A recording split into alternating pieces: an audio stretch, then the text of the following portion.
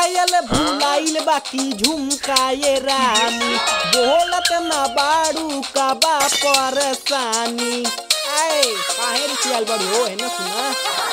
हाँ पायल भुलाइल बाकी झुमकाए रानी, बोलत ना बाड़ू का बा परेशानी।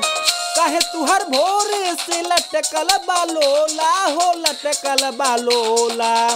हाँ तो सुनी ना, ई राजा छूटा ता पसीना गर्मी होला, राजा छूटा ता पसीना गर्मी होला। ए राजा जाई बाजारे ले ले आई खाए के पकोड़ा, न ले आई बाए राजा कुची दिहा तुहर हमलोला।